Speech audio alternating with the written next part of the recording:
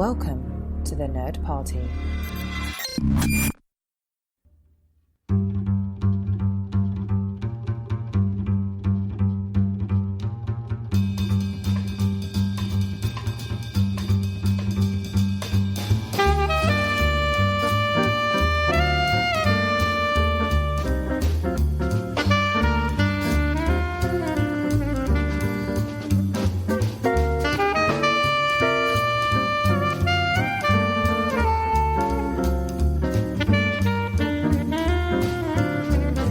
Welcome to Time and Space, a Doctor Who podcast.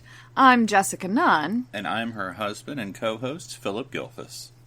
Well, it's another semi-quarantine edition. Yes, I mean, you know, we're still working and going out, but on the weekends, it's just the two of us. Which has been great. Happy anniversary, darling. Happy anniversary! That's right. It appears that we're stuck doing another year because, you know, pandemic. Yeah, we don't do long-term contracts. It's just we have renewal. we have to renew every year. And to be honest, I sort of put it off, and so my procrastination has just automatically renewed. Automatically renewed, and now I'm your stuck agent didn't with call it. to renegotiate, and so no new terms.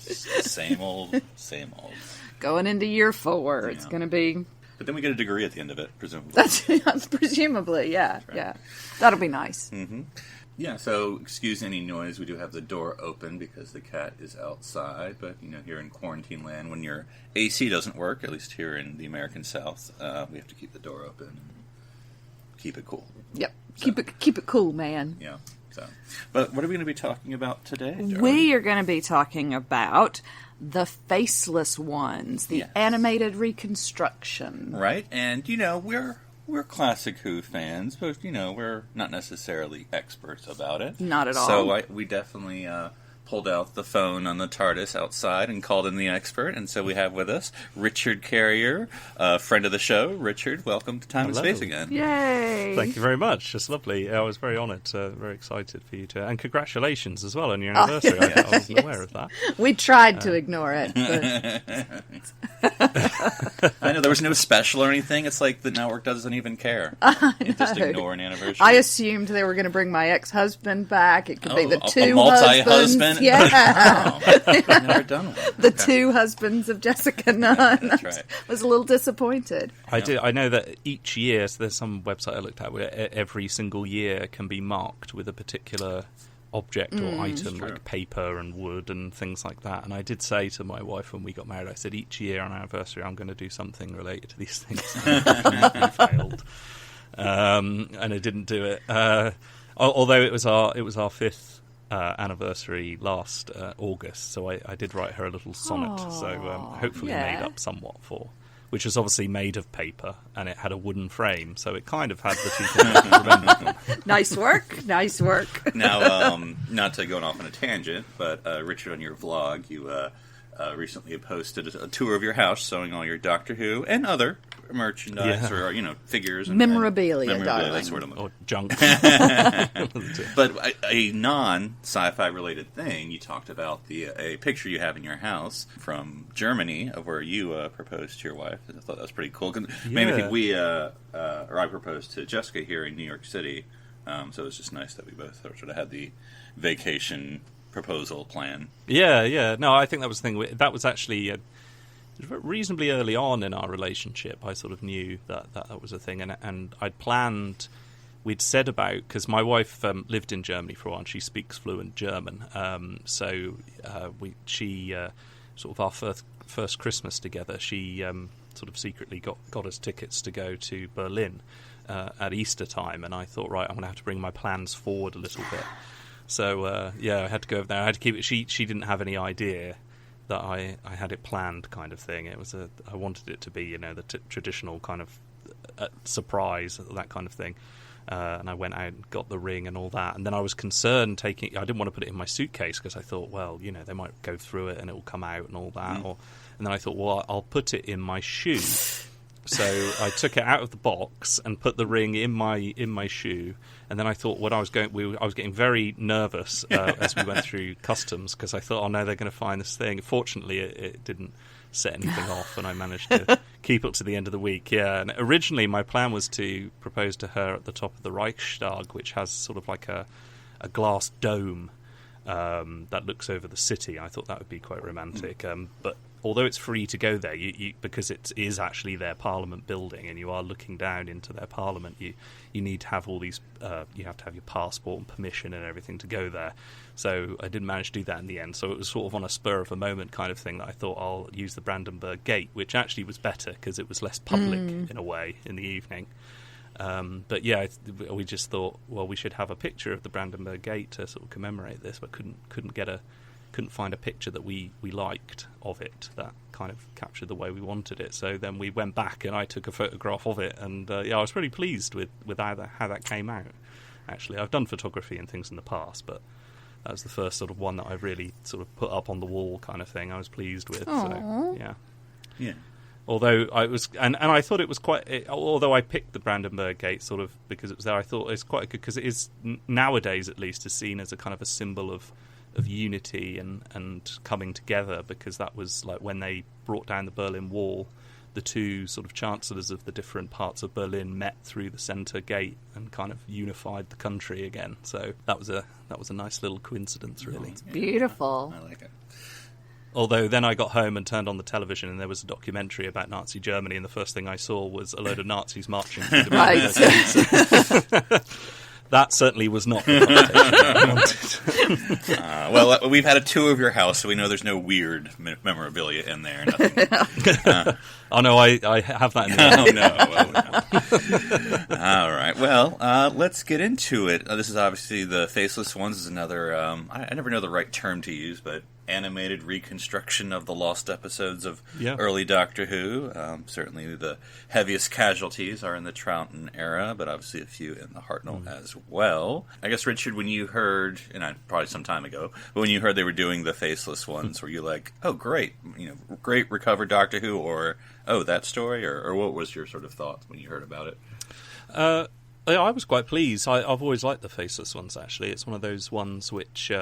there are 2 episodes extant, and I'd had the... before they started doing reconstructions, they did do a DVD set with all like what was left of missing stories. So I had seen the 2 existing episodes before, and then obviously when I rewatched all of Doctor Who, I listened to the soundtrack and looked at the telesnap. So I had some sense of the story, but there was that mystery to it. Still, that I was interested to see how they were going to do it. So yeah, I was probably more enthusiastic about seeing the Faceless Ones and the Macra Terror, to be honest.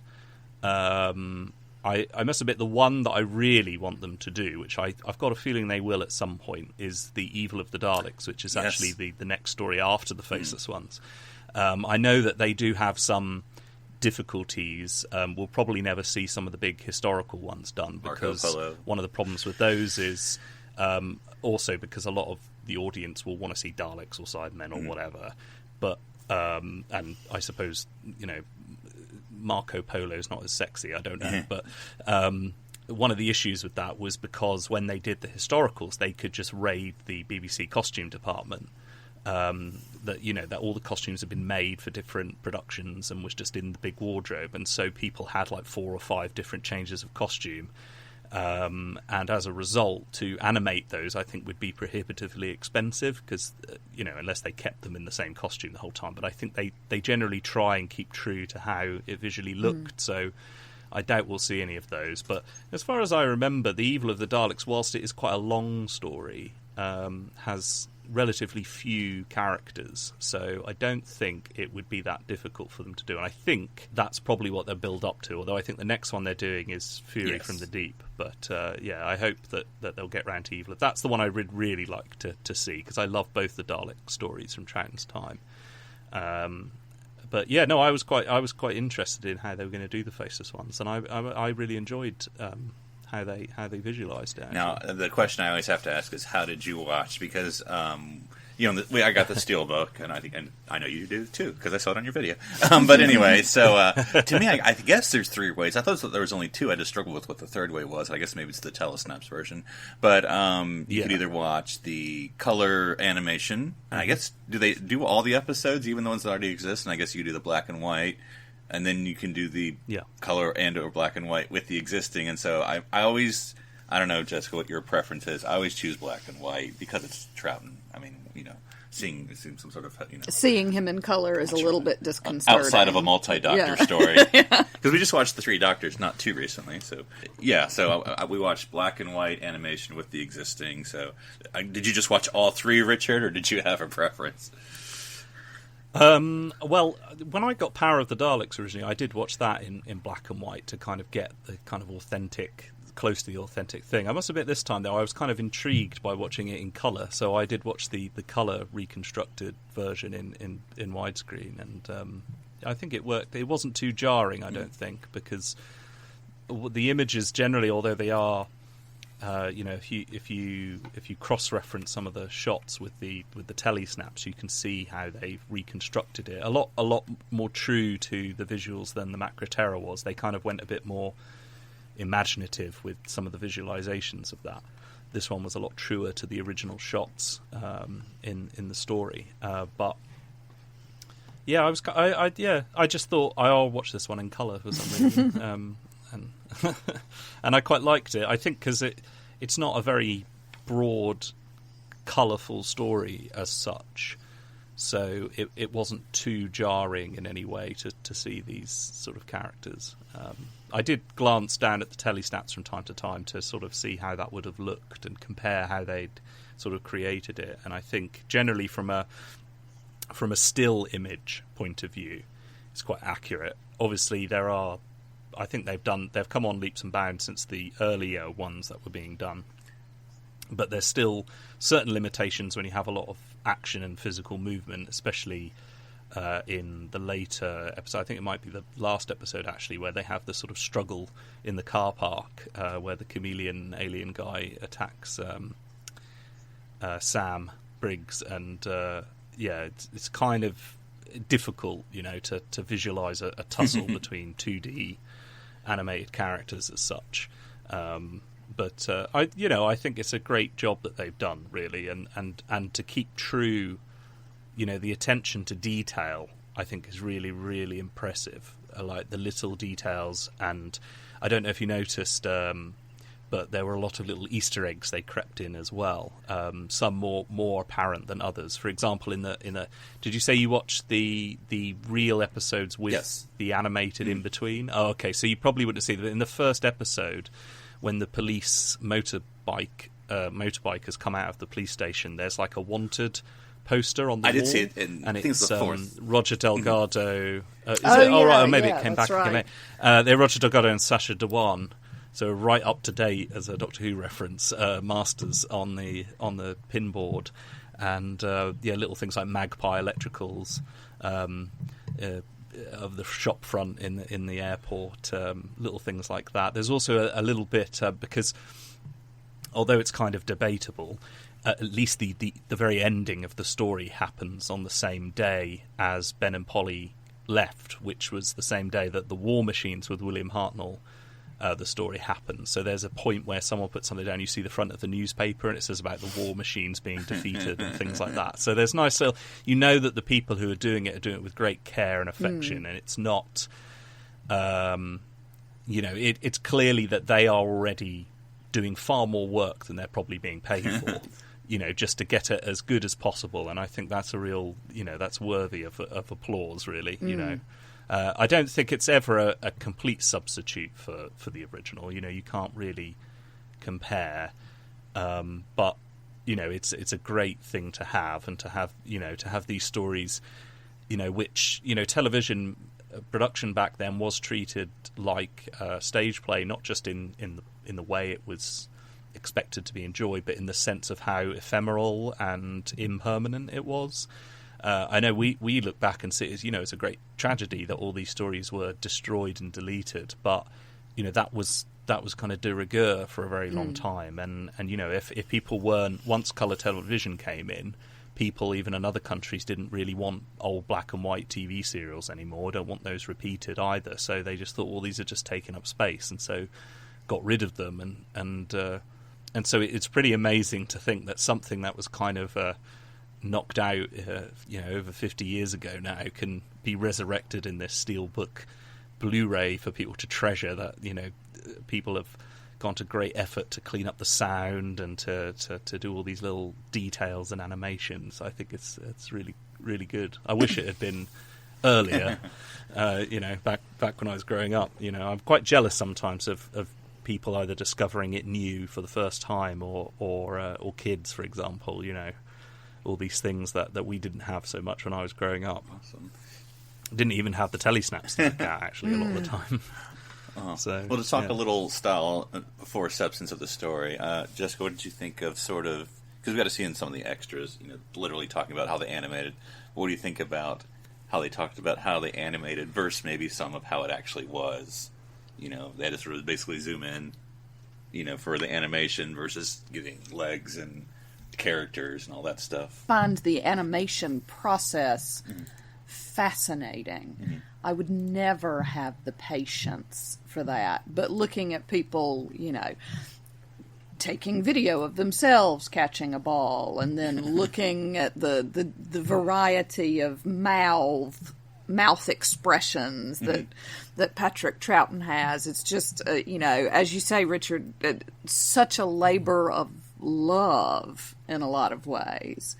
That sort of attention to detail, and that I find really interesting. And do you enjoy the animation versus telesnaps, or just not doing it?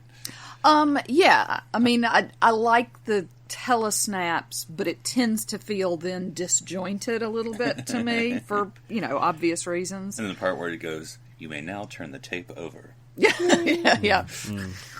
Makes the little fairy noise. I think one of the problems with looking at just looking at the telesnaps with the thing. I mean, the reason why telesnaps exist was because TV was so ephemeral then. Directors would usually commission someone to take these telesnaps of their work to put as part of their portfolios. That was why they really existed, just so that they could then say, look, these are the shots I've done, this is the cinematography I'm capable of, kind of thing.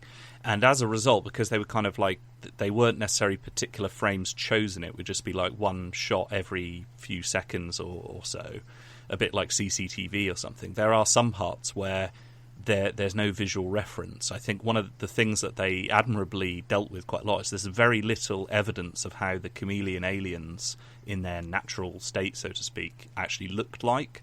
And so they did a little bit of sort of artistic license with what they look like in that. But and again, the bit where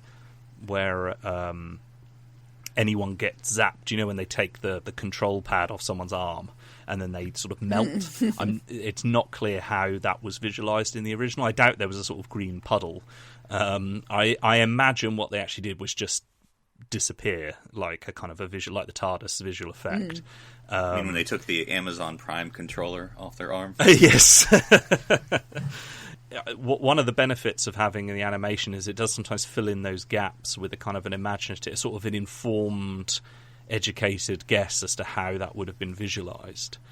But one of the things, I know this sounds incredibly sad, one of the things that I really appreciate, having done a lot of sort of 3D CG modelling over the last year or so for different things, different projects that I've got coming up, is I really appreciate the detail that they did a lot of the time where they merged sort of 2D and 3D animation and modelling with the backgrounds, like the sets that the 2D characters are on. And I really like the detail and the accuracy that they got in those. I think one of the trickiest things with any kind of animation that is trying to capture how television was filmed back then as a kind of, it was a multi-camera setup. It wasn't like a film like modern Doctor Who is shot, so you didn't tend to have that many close-ups and things like that. Although saying that, this story obviously features quite a lot, probably the most, I think, at that stage, location filming that the show had enjoyed up to then, because they got permission to film at Gatwick. And I think that would have been a thing which,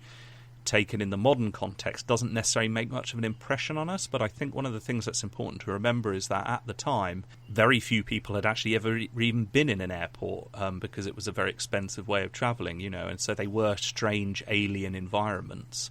And I think arguably the airport is as much a kind of not necessarily an antagonist in the story, but kind of a feature, a character in the story itself. There's obviously a lot of time spent on the concourses and obviously on the actual airstrip itself and in hangars and things like that. So I think that would have been interesting enough to hold the attention for an audience of the time, whereas a modern audience might find it drags a little bit as it goes on. As a modern audience, I did enjoy looking at that airplane going, man, they're so comfortable in that thing. That is quite... They have a lot of leg room. And also, I hasten to add, as I'm sure you're aware, that the security at Gatwick Airport is much improved since 1966. Yes. Yeah, because that was one of the things I was like, they came out the past. Anyway, yes. Yeah. So getting into the substance, not that I guess they necessarily chose the story for this reason, but a notable thing about this serial is that it is a companion exits serial. Yeah. So this is sort of the first series of Troughton. Darling, I know you probably haven't seen much, I know, but what did you think of sort of Ben and Polly, what little there was of them? Yeah, Ben and Polly are characters that I feel like Jamie I'm relatively comfortable with as a companion. Mm. Ben and Polly, I just don't know at all. Mm-hmm. And so, when you pointed out sort of midway through, where the heck are Ben and Polly? I'm like, I hadn't noticed, really. Yes, this isn't a great introductory story for them because they're hardly in it. Yeah, it was because I didn't know that they were leaving. We're sort of midway through watching the serial because we did like 2 episodes a day or something, and so I was just looking up a little bit just to be like, I didn't want some background without spoiling anything. So I sort of look at the story notes. I'm like, oh, they're leaving. I'm like, and then they just leave at episode 2, and I didn't because I didn't know how it was going to end. I'm like, are they going to come back? Is this going to be one of those sort of like written dialogue things like? Ben and Polly, weren't they hypnotized? What happened? Like, I don't know. They're fine now. And they left. And sort of that Dodo sort of line of dialogue exit. Yeah. Of like... Well, that was almost is a complete sort of echo of that, really. And is a good example of how the producer at the time didn't... I mean, clearly, with Dodo, it was a very unceremonious exit, where, as you say, she was hypnotized. And then later on, they go, oh, she sort of shipped off to convalesce. And then... I think it might even be Polly or someone who comes and tells the doctor, Dodo says thanks, and she's off. And he's like, oh, okay. And we don't even get a farewell. They didn't really seem to appreciate the companions as anything other than the function of needing to be saved by the doctor or to ask the questions of the audience. So they are very sort of peremptorily just dismissed from the story. And I believe there's a little bit of debate about the specifics of what is happening there. I think that they felt that the TARDIS, again, was getting too crowded. Now they had Jamie. And Jamie, I think, was kind of an afterthought. He wasn't originally intended to be a companion.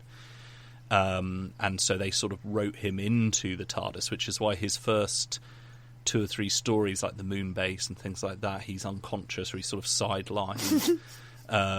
Because they hadn't originally written them with a third companion in mind. With this story, there's actually 2 things going on. I don't know if you picked up on or not, but there's actually another companion introduced, yes, who then is not actually a companion. But you can see clearly in the writing and in the filming of the story that she was intended to be a companion, Sam Briggs.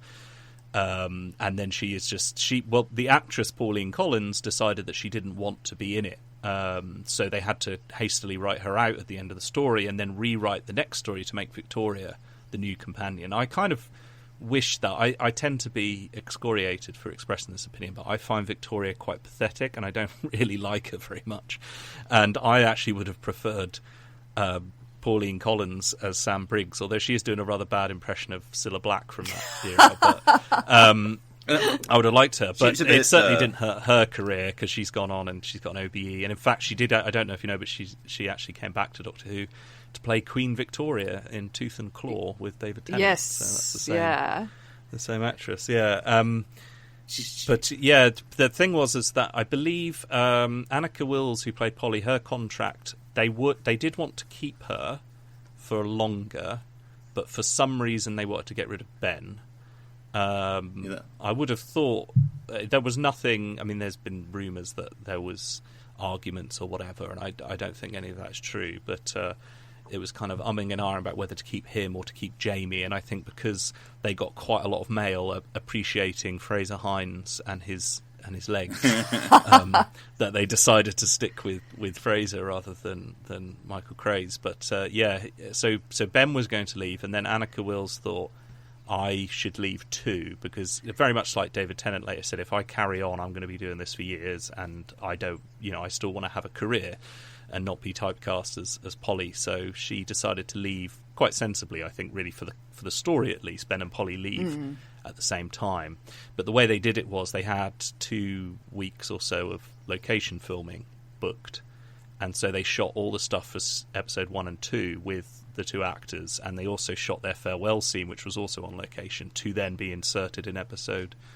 6. So that's why they disappear for the mainly sort of studio bound stuff that you see in between those 2. Right. But it is, at least they get a farewell scene, as small as it is, as compared to Dodo. But yeah, I do think it's a little bit of a crime that they were.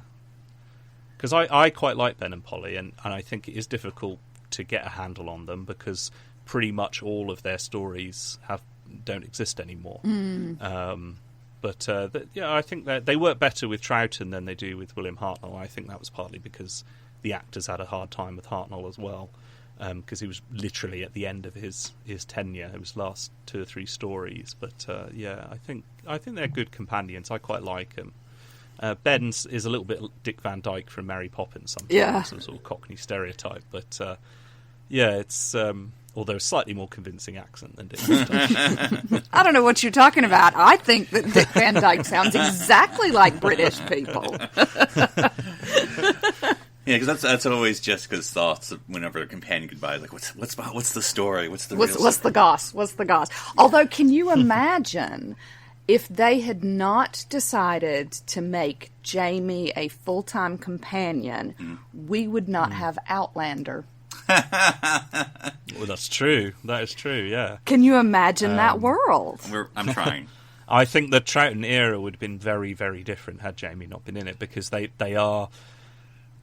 The Second Doctor era is him and Jamie. From The Power of the Daleks is the only story that Jamie's not in with Troughton, so...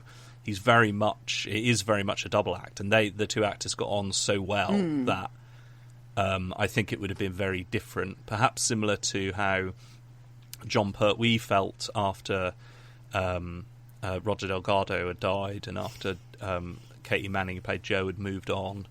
I think Troughton would have felt sort of lost a little bit, perhaps without Fraser Hines as well. And of course, whenever it's weird when he's in the 5 Doctors with the Brigadier, to see the Second Doctor out of that dynamic in a way, for most of it anyway. So, yeah, they do sort of go hand in hand together. They were great friends, and I believe, I think Colin Baker actually shared a flat with Fraser Hines as well at some point as well. So, it's all very... comes together. They're stalwart members. Now I'm just thinking about it, because I watch a lot of YouTube videos, especially whether it's reality shows or even just pop culture stuff. So it's often like the top worst or whatever. But I'm thinking like the top worst companion exits. I'm thinking like I'm going to forget names here, Richard, but like the early one, the first one that died, like that lasted for two episodes. Cassandra, and just randomly dies. She just launches herself out an airlock by accident. And then even and I can't believe this is a sin. I can't remember her name. 6th Doctor's and 7th Doctor's companion. Oh, Mel. Sorry, Langford. Yeah, she has she does have a farewell scene. It's where, random. So she just suddenly I mean, you can see when producers or writers decided that they'd made a wrong decision with a companion, or they wanted to move them on. I think Mel was very much Andrew Cartmel, the script editor, came in and just said, "We need to get rid of Mel." So and it's similar with Liz Shaw. Oh yes, with John Pertwee in her first season. She doesn't even get a farewell story. And then to add insult to injury, there's a New Adventures book called Eternity Weeps, where she dies a horrible, horrible death. Oh, no. So, but we know it's not true because we've seen the top quality Liz Shaw Mark spinoff. Oh. But I think that worked out more because they didn't want Liz Shaw was too, for want of a better word, brainy, and they wanted someone dumber, which is why they created the character of Jo Grant, which I don't entirely agree with, but that was their argument. She was too clever, so people didn't. The idea was the audience didn't have someone to relate to, which I think is a bit absurd. But that worked out well because the actress had also got pregnant and hadn't told them, so she was going to have to leave anyway, apparently. So I don't think they could have come up with a way like Kira in Deep Space Nine. Where they kind of you mean they couldn't have had someone else switch babies? Come on. Yeah. Anyway, sorry for those. Very Deep Space Nine. Like me. Yeah. So there was also another, not necessarily companion, but I suppose if we're allowed to use a companion do episode that Jessica, you recognized during the credits. Well, I recognized the name. Who appears in lots of Doctor. Well, I say lots. Yeah. That was Gene Rock, who is the Commandant's assistant. Played by Wanda Ventham. Who is, among other things, Benedict Cumberbatch's mummy. Oh, that's right. Yeah. Yes, I forgot that. Yes, because and the only reason we know that she's in multiple Doctor Who is because we were watching because she's in 3 different things, adventures, and she plays his actual mother in Sherlock as well, doesn't she? Yes, his actual parents. Yes, both of his parents. His parents in the story. Yeah, because we were watching some other Doctor Who adventure. Like I said, she's been in a 4th Doctor one, and I know she was in Time on the Ronnie, I think. And that's where I think you recognize with all green stuff stuck on her face. Yeah. So. Yep, there you go. That for some reason I have that random bit of knowledge in my head. Yeah, I know. I forgot. I completely forgot that. Yeah, I knew the story she'd been in Doctor Who, but I'd forgotten the connection with Benedict Cumberbatch. Yeah. And it was funny that you mentioned the crowded TARDIS because it's interesting how time forgets and all that. People talk about the crowded TARDIS now, and obviously you're the classic expert, not me. But to think about, basically, it was a crowded TARDIS from almost the beginning of Doctor Who. Basically from the beginning until now, because as you say, this is it for 3 companions until we get the Adric Tissa Negan. Yeah, Peter Davison era. Yeah, so it's just... which I think also suffers. I think the Peter Davison era is more akin to the modern era in the sense of it being slightly overcrowded. I don't think it works in the same way. It's not that much of a detriment in the early years, primarily because the stories were generally so much longer, and so you could have sort of different plot lines going on. But even you'll see certainly in Troughton's era, those stories, partly because, as I said, Fraser Hines was kind of a last-minute addition and hadn't been in the scripts as they were being written or drafted. But they do tend to sideline one or the other companions to just get them out of the way, much like I think poor Yaz has been. I was going to say, yeah. I really enjoyed them fleshing out her character a little bit more this season. I really wish they'd do more of that. Looks like they'll get a chance to. I think she's got a lot of potential, So I think I think it worked okay in the first series with the Doctor and Ian and Barbara and Susan and then Vicky, because the Doctor was a different type of character within the story as such. I mean, obviously, William Hartnell is a heroic character, or at least becomes it as he goes on, and even with that crew starts to become more of the leading protagonist, but still you kind of got Ian as the hero and Susan or Vicky as a sort of identification character most of the time, and so the dynamic works more so. But when you've got 2 sort of heroic characters, they're kind of juggling for screen time in a way. So it doesn't work as well. Of course, in the Faceless Ones, that's kind of solved by reducing the companion counter to 1 and then slowly introducing Sam for the rest of the story. So it's I don't think it works. It's a difficult one. I think generally, even Russell T Davies said that the Doctor with 1 main companion seems to be the main formula. And I think in shorter sort of 45-minute style episodic stories, that does seem to work best in the sense of giving them an opportunity to actually not just be ciphers or sort of 2-dimensional characters in a way. And when you do have that, you need to make sure that the characters are suitably different in the sense of the function they serve. So thinking of, say, like Matt Smith, Rory and Amy, Rory and the Doctor, whilst both being heroes in their own way, are very different characters and serve different functions in the story.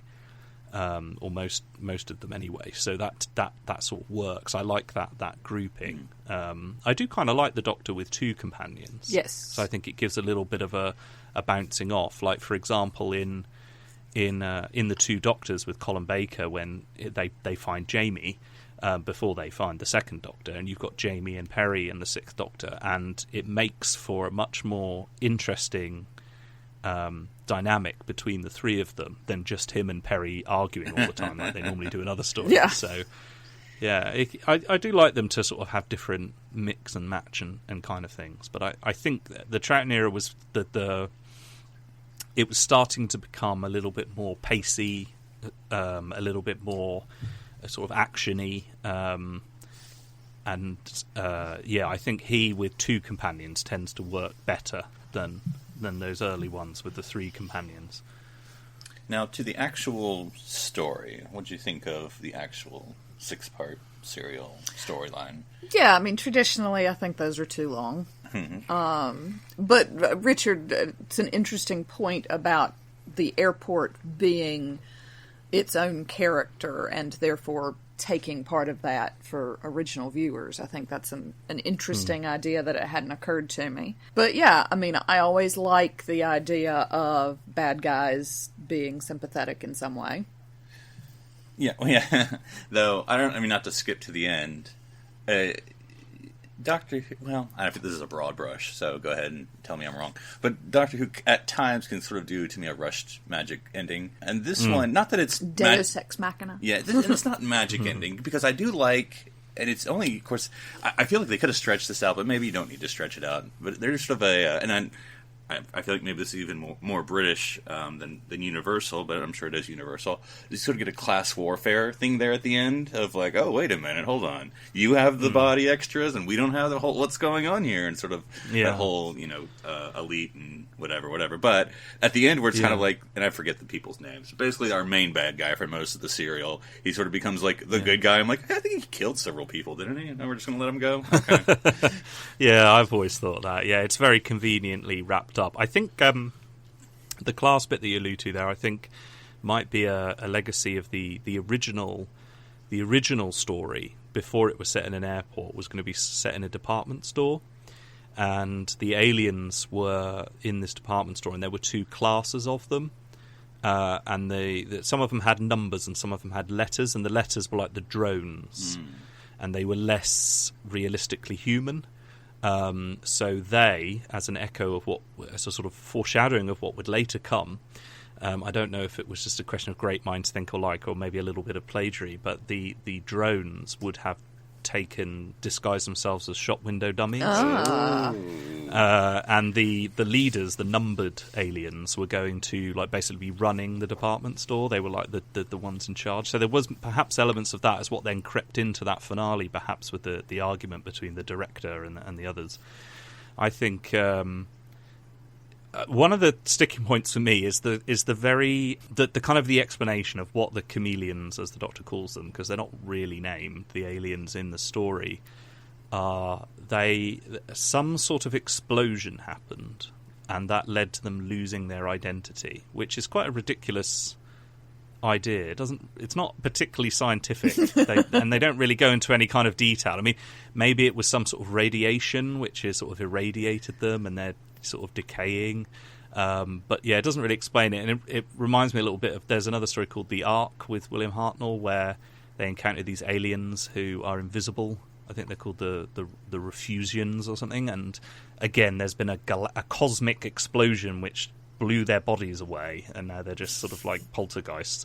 So it's all a little bit kind of like, ugh. It's kind of a MacGuffin, really, isn't it? And I suppose this story obviously owes a lot to, and it wouldn't have been a new thing then either, this sort of Cold War infiltration fear film, like Invasion of the Body Snatchers and things like that. And I think also maybe because it's called the Faceless Ones, this idea they've lost their identity, there might be some conscious or otherwise suggestion of kind of a at least what was in the West perceived as sort of communist ideology of everyone being the same and losing their individuality in some way.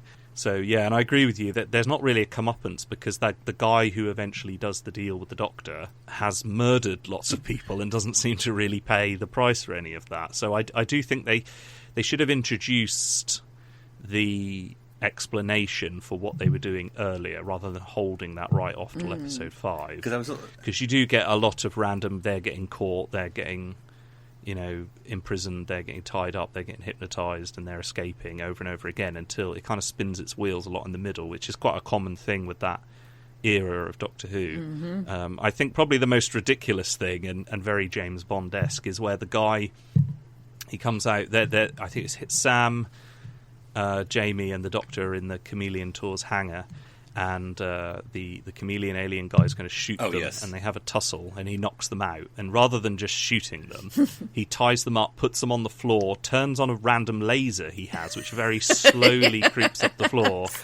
She just happens to have a mirror in her handbag, which is very convenient for the Doctor to then... You just think it's ridiculous, but at the same time, it's so on point as a James Bond. Yes, yeah. How are they going to escape from this kind of very Goldfinger, isn't it? So I don't know how it would. I'm sure is this. I was interested in how that would look in real life, or how it looked on the film. But like on the animation, I think the other two are fine. It's just going to kill her. That lady's just going one direction. Yes. She's expendable. As far as that shot, I'm not sure about the visual effect, but the shot of those three laying down with the laser sort of creeping up towards them, I believe, is pretty accurate to how it was portrayed in the show. So yeah, it doesn't really make much sense either, does it? Yeah, and then they escape, and yeah, you do get a lot of that in those longer Doctor Who stories. I think that was partly because sometimes stories were commissioned to fill a certain number of episodes, and it wasn't always apparent until the writing of them that the story they'd come up with wouldn't necessarily fill that time block.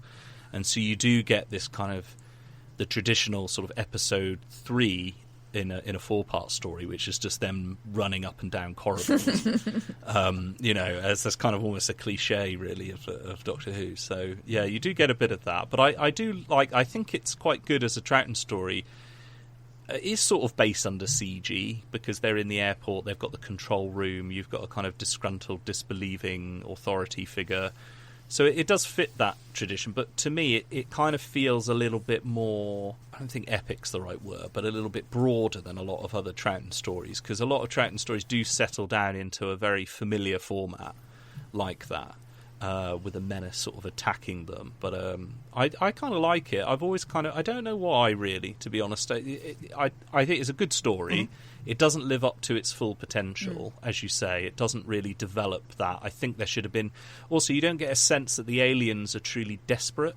They're I think that's why that ending is so, as you say, sort of Deus Ex Machina, because they're supposed to be really desperate to survive, but for most of the story, they are very typical sort of moustache-twirling They certainly take their time about it. Yeah. They're desperate, but melodramatic. And also, they're incredible. I thought about the Dunning-Kruger effect, but they say, the director goes, our plan is more complicated than the puny humans could possibly conceive of. And when you learn it, you go, it really isn't.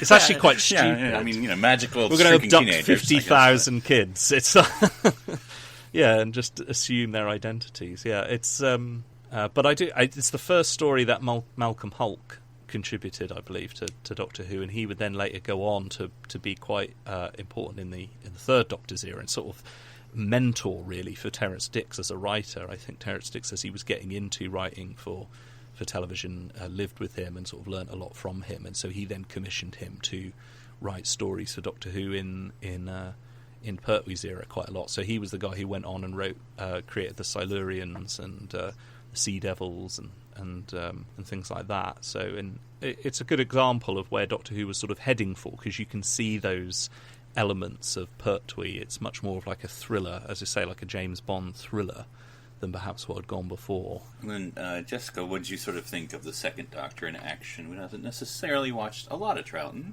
I mean, other than multi-Doctor stories. I mean, when we've seen the animations. What do you sort of think of the second Doctor? I like Troughton. That's what I think.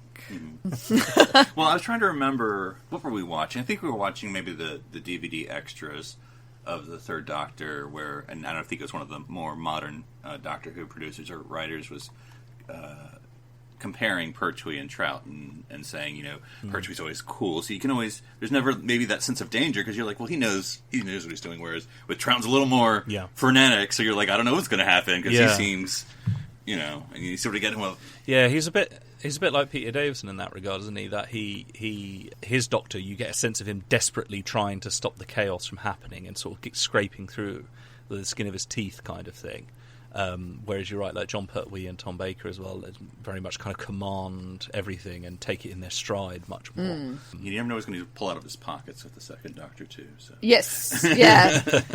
I thought that the teenage, well, young persons, whatever, aspect, from maybe viewers, because again, I don't know who was watching this show, Richard at the time. I mean, everyone maybe, or anyway. But I mean, I just think of like a very original series Star Trek tend to be for teenagers, whether purposefully or not, and having this sort of, like we have the young Jamie and Samantha, and then the sort of young story. They don't really impress it that much in the story, but that's who the people who are in danger are. So it sort of identifies the audience, but then it just sort of magically shrinks. But also a period piece of, all of these young kids off to see the world, and carefree and almost hippie-esque.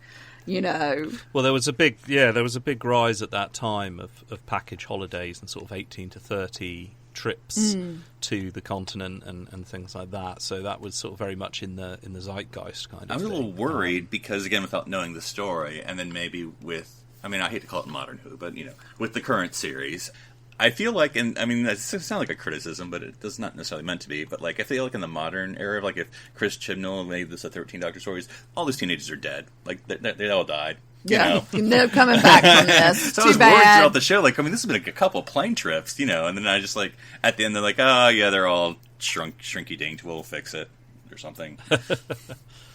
Yeah, it's a very sort of convenient little explanation. And also, what were the presumably the aliens, they need to keep the copies for them to carry on assuming the identity, very much like the Zygons in Tom Baker's era at least.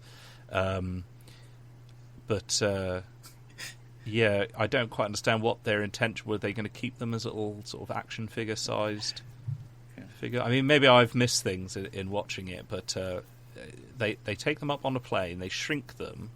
They put them in the space station, but then they don't do that to all of them. Some of them are down in the car park. Which hanging out in cars. Thinking this plan's not really foolproof. They're going to run out of cars eventually, right? I mean, yeah. And also, if they're planning to abduct 50,000 young people, okay, they've got the way of, they get them all to write, not suspicious at all, they get them all to write a postcard before they leave and put Spanish stamps on them to send them. Surely someone's going to notice that after that initial postcard, they're never heard have from. Never returned. Yeah. Look, the continent's dangerous. That's why we just need to stay in Britain. I'm telling you, people. I mean, it's. I do like. I mean, watching it, I was completely in it. But now that it's done, I can now make fun of it. Of like, do you know where we kept our bodies? I think they're bluffing. We've got to keep looking. They don't know where it is. Do you say where it is, or we won't do anything? And it's like, they're all in the car park. There's like a bunch of bodies. You didn't even roll down the windows. Come on now. Basic dog care 101. Leave the window cracked. Although, to be fair, I don't know how big the Gatwick Airport car parks were back then, but nowadays it is a bit like finding an Eden because there's thousands and thousands. So I don't know. Maybe it was. I don't know. Maybe the plan was over a much shorter term than it appears. I always assumed that they'd been doing this for a while in the story and were planning on doing it for a while longer. But maybe they're doing it quite quickly and trying to get it done and out of the way. Well, any final thoughts, Jessica, on the Faceless Ones? I like it. I think I just like the passion people feel for this series. that they're like, let's take these episodes and bring them back to life. And other people are like, yes, that's a fantastic idea. We love that. It just, yeah. And it's something we'll talk about in the TARDIS library as well. This feeling that people will come back for it every time. I think the only thing disappointing, not in the story, not in the recreation, but one thing when I purchase the Blu-rays or whatever, I always look forward to the extras.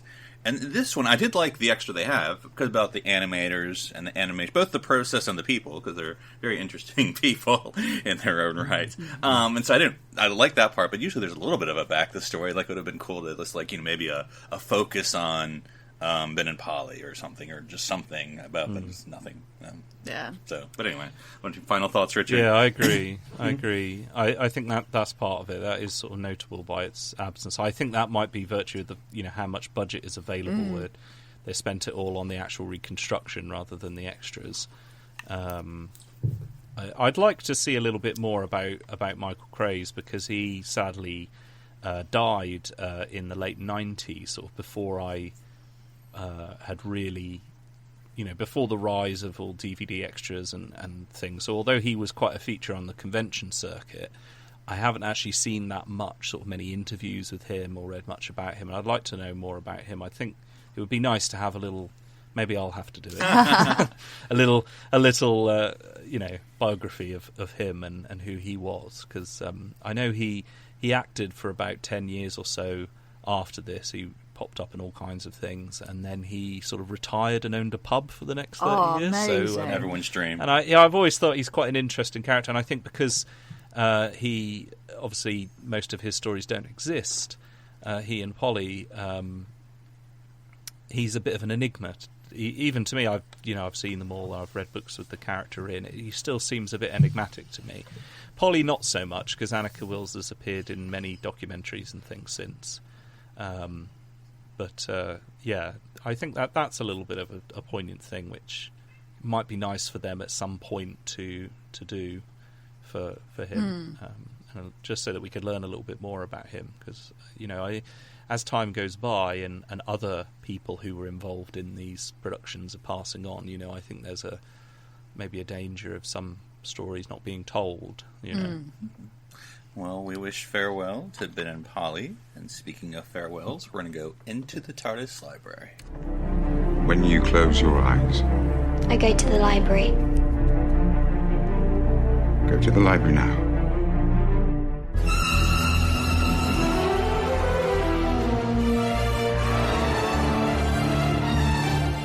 Now, in the TARDIS library here, this is like our second time we've had someone here. So, Richard, thanks for Yeah.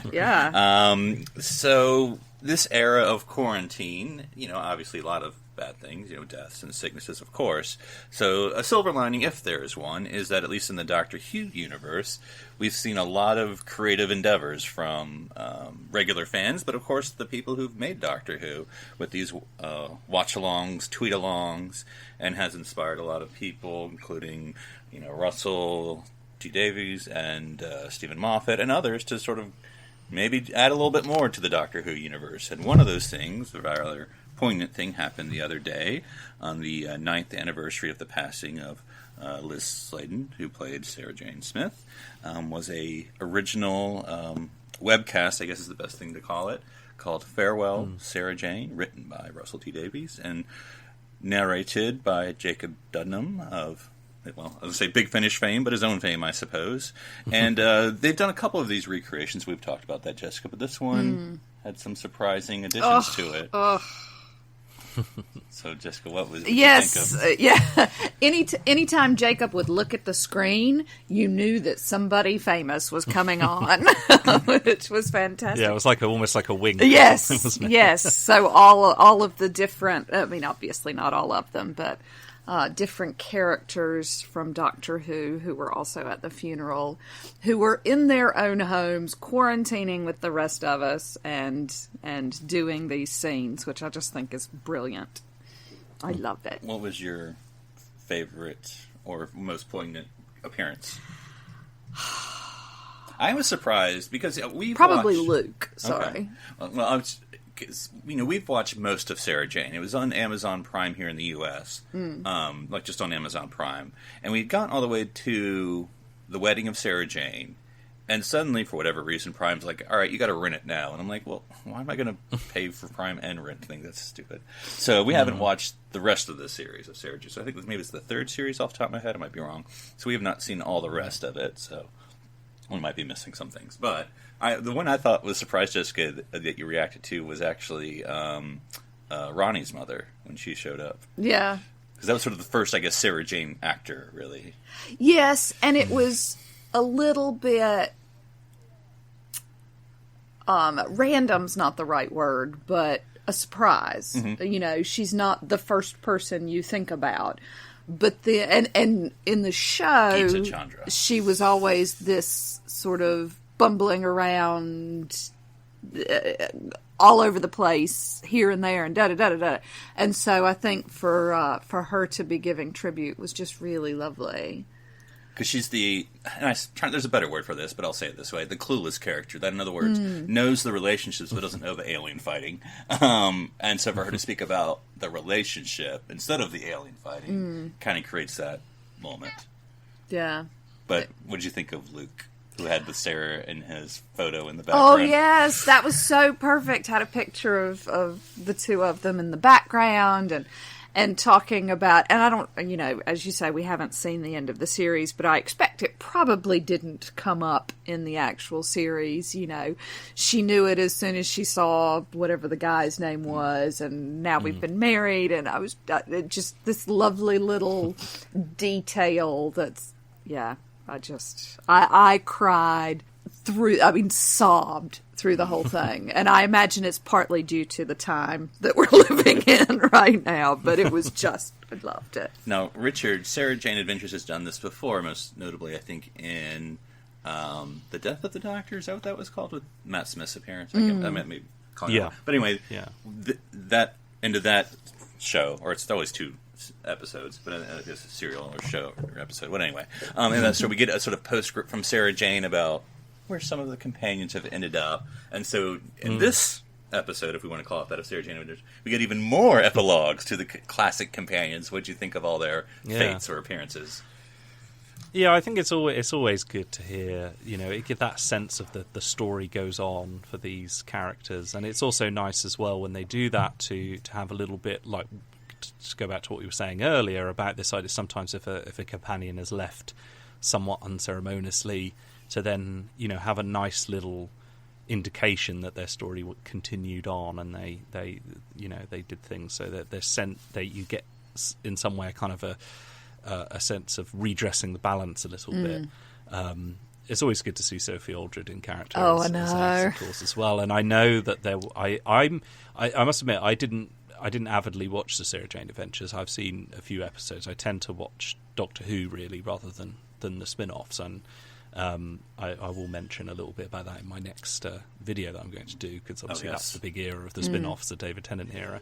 But I have seen a few. I'm aware of the characters, and for me, I think it was more the sort of partly it kind of got to the heart of what Doctor Who can be, and I think all of these projects that are sort of coming along, the stories, the little short stories that have been written and released, kind of, I think for me is a great thing. Like seeing the little little vlog videos of Jodie Whittaker in a cupboard or wherever she is hiding, and reassuring. It kind of really cuts to the heart of what I think Doctor Who can really be, which is a story about hope, and a story about life going on, life continuing, and not making a sort of saccharine or twee way and sort of happy ever after, but acknowledging that there are bad things in the universe and there are losses, but the memory of them and the stories that continue are the things that can make the difference and make people immortal in a way. And so I think telling those stories and having that, I've always felt that I think some people might think it a bit ridiculous to have a fictional character as a role model, but even as an adult. But I disagree with that. I think a fictional character we can project onto and craft an idealized but still perhaps achievable way of how we can act, and we can take life lessons from that. And so that's what I think the Sarah Jane tribute kind of really captured, with the companions, and how how Sarah Jane had a positive effect on their life, and how they've gone forward and carried on those sort of ideas into things, and that's what I really liked. I also read, actually earlier today, I don't know when it came out, I think it was relatively recently, but Stephen Moffat had written a little short story called the Umpty Ums. Yes. I don't want to spoil it for anyone, but I found that very, very, very moving in a way.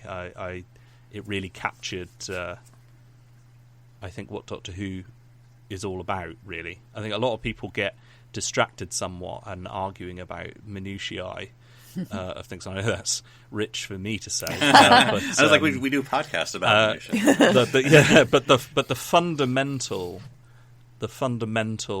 purpose of Doctor Who, or what it has become, and the value of it, I think, is something that's been captured really, really well in these sort of quarantine videos. I mean, I don't know of any other show, maybe I'm wrong, but I don't know of any other show that has sort of, as you say, kind of have all these people kind of coming together and pushing out random things with no monetary financial expectation in mind, just to offer people reassurance and hope, and that's what I really, really appreciate about all the things that have been coming out.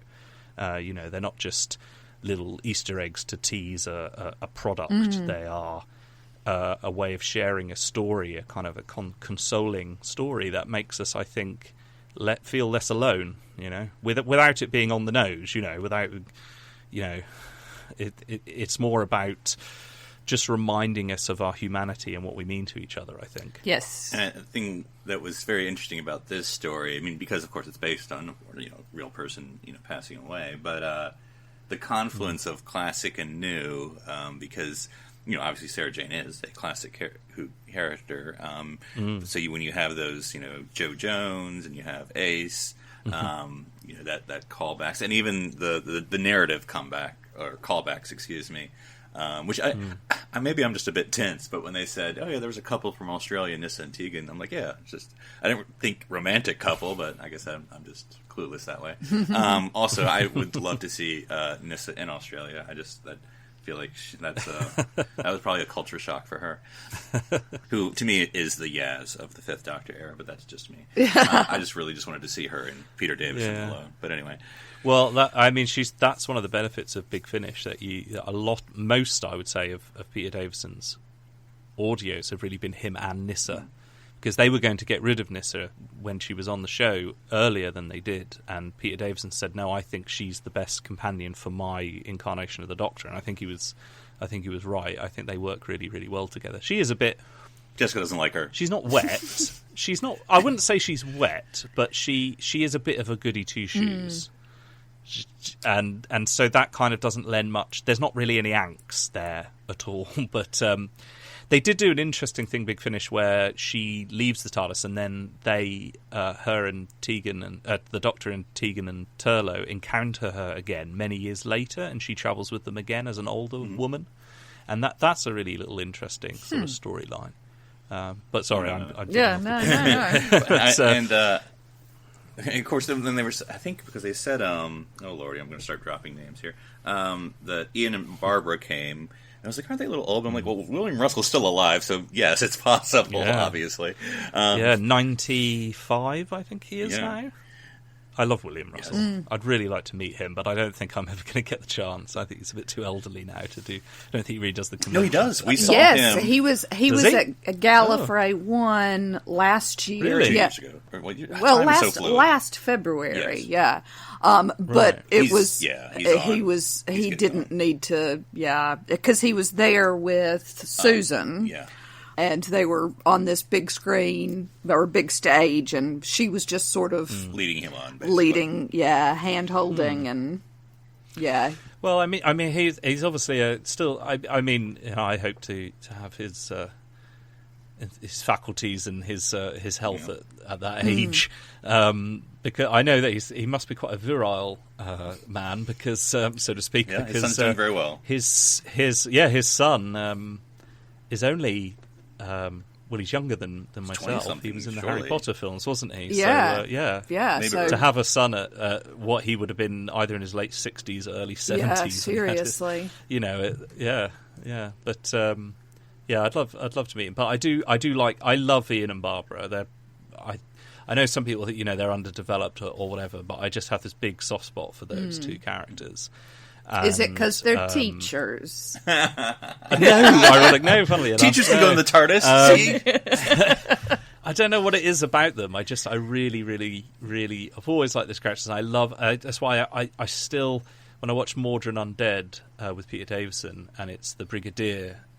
He encounters the Brigadier, and the Brigadier's ended up as a teacher, and you're like, why has that happened? Because of course, originally it was going to be Ian. Oh, and it's still such a. They kept the characterization as such that it was a former companion, and now he's a teacher. That's the Turlough introduction, isn't it? It was going to be an Ian, and it's still. Ever since I learnt that fact, I always get this pang of because I would have loved to see him. Back. Yeah. I do like the fact they did a little Easter egg in Day of the Doctor where on the sign to Coal Hill School, I believe he's the chair of governors for the school. They've got listed that I think they've got Tony Coburn, who was the writer of the original Doctor Who story.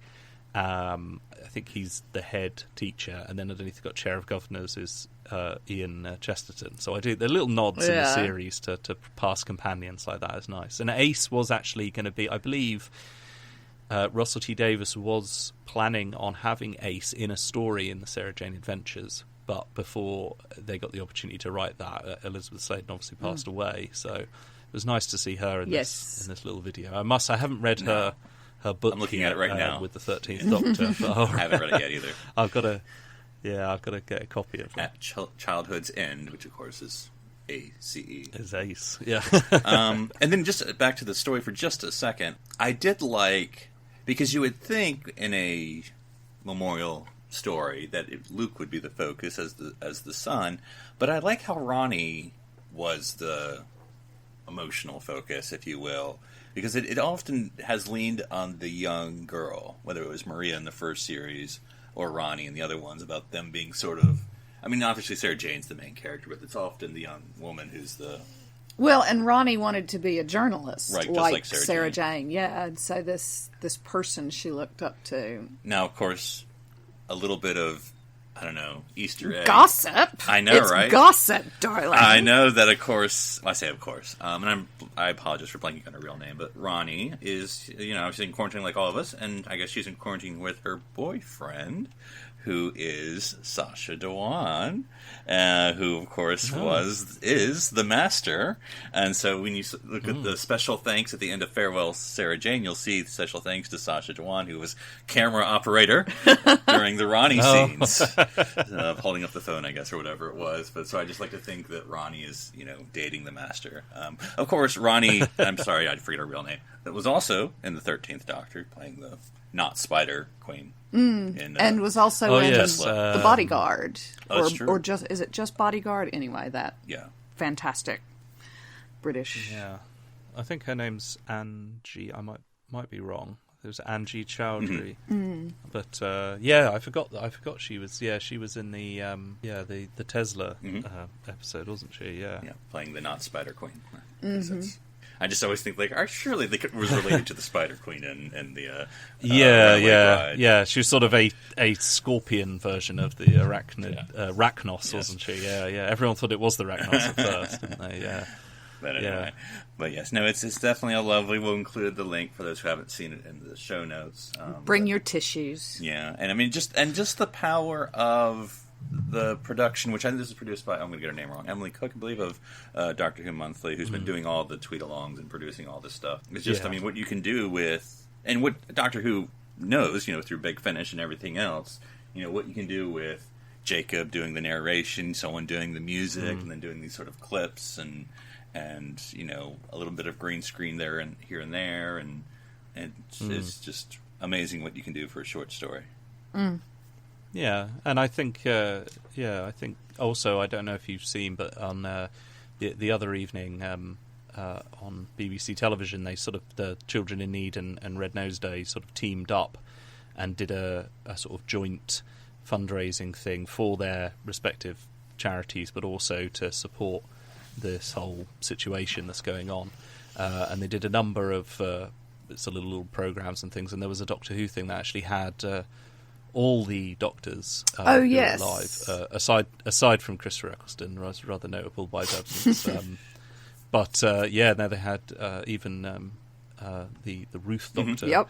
and everything, and I thought that was, it was very, very sweet, because as again, I think, what I said about role models, I think when you're young, other than your parents, your main role models are fictional characters, and so to see the Doctor, saying, I'm a doctor, but the real heroes are the real doctors and the nurses and everyone who's supporting people, I think it's a great example to set for people to be, appreciative. Or I think one of the things that this whole situation, hopefully in this country at least, will help embed a little bit more is a stronger appreciation for how lucky we are to have not just the science but the healthcare systems. Yes.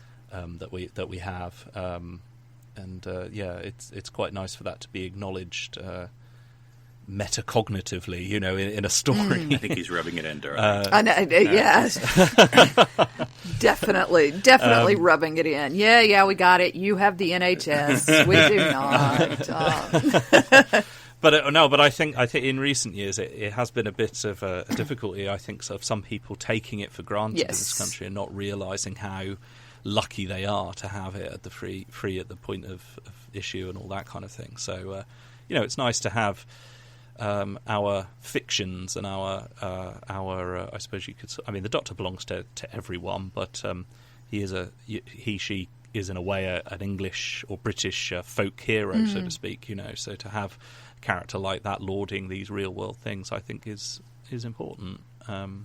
So I like that. Also, incidentally, talk about Elizabeth Sladen. I don't know if you're aware, but another little, I suppose, tribute to her in a way is that Big Finish have recently. So they somehow got hold of the original plan for the Cyberman story that Tom Baker had. Though what ended up on screen in his first series wasn't quite the original, so they got the original version and they've recorded it new, but to fill Sarah Jane's role they actually got her daughter, Sadie Miller, I believe is her surname, or at least it used to be, to play her mum. So I think that would be quite nice to listen to. I don't understand. Was Jacob not available to do the Sarah Jane voices? It was. He probably could. It was funny because Sadie, I think, posted a video, with the feral Sarah Jane, just sort of acknowledging all the good work. But I loved how realistic it was, because she has two small children, and during her video they're being two small children, and so it's not no polish, no take two. It's like, this is what life is when you have two small children trying to record a message. So I thought that was very nice. Yes, but before we say farewell to you, Richard, what do you have going on in the internet verse that you'd like to share with our listeners? I mentioned last time you graciously had me on that I had been working on a 3D version of the TARDIS, and it's been many months, but that is I don't think it will be nearing fruition anytime soon in the sense of what I've done, but I've actually built the whole thing. So the idea is that I will do a guide to the original TARDIS at least. It took me about 2 months to actually build the whole thing. The only problem is that obviously it will be an animation, a video, and it will guide you around the TARDIS and everything. I've been doing a test animation. It's 16 seconds long. It walks in through the doors, it goes around the console and shows you all the thing. And it has now been rendering for 4.5 days and will take another 8 days apparently to finish. So I wouldn't necessarily expect it anytime soon, but that is on the horizon. I thought also before I've got a bit more research to do about the David Tennant era before I can really crack on with that video. But in the meantime, what I'm hoping to do is to finally get around to doing some of these appendix videos that I've been promising for a while, because I've mentioned key things throughout the different eras of the videos that I've been doing, things about the actors and all that, and particular stories and sometimes monsters. But what I wanted was sort of a companion series of shorter videos. So I would like to do a series about the companions and do about different monsters and things. So I'm going to start work on I think I'm going to do Susan, obviously, as my first one, do a little thing about that, and that'll tell you info about her and the actress who played her, or plays her, present tense still. And then after that, what I'm going to do is sort of maybe do a poll on Patreon for what different companions people would like to see, because I don't necessarily feel the need necessarily to do it in chronological order. Obviously, they'll be in a playlist in the order in which they featured, but I don't have to make them necessarily in that order. So if someone wanted to see, next up they wanted to learn something about, I don't know, Liz Shaw or someone, then I could do that. Well, Richard, I can go ahead and tell you Jessica, what campaign do you want to see? Ace! Yeah, I definitely have. Yeah, I think I'll enjoy that one a lot. I've always loved Ace. And obviously, my audiobook, this has been a long time coming. I've got part 2, which is very nearly done. So that's a Seventh Doctor story that's out of print now, which was a very important book that I really enjoyed when I was younger. So I've been working on that. This second part has been monumental, actually, because I kind of set, rather than just having me read it, the idea was to have it almost like a Big Finish audio. So I've been doing all little sound effects and soundscapes and all that. And this one has got much more. It's got a kind of like a gigantic smoke entity monster thing. So it was interesting creating sound effects for that. And an alternative history, the sound of alternative history, which was quite difficult, and alternative Second World War and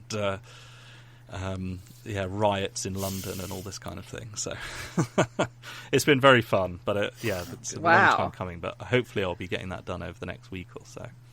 So that's my plans. You do lots of exciting things. Exciting's one word for them, I suppose.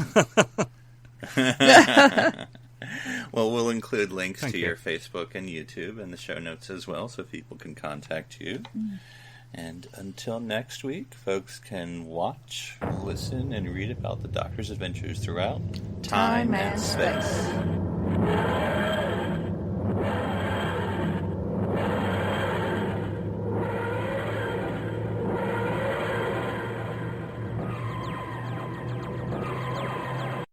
This is BBC Television.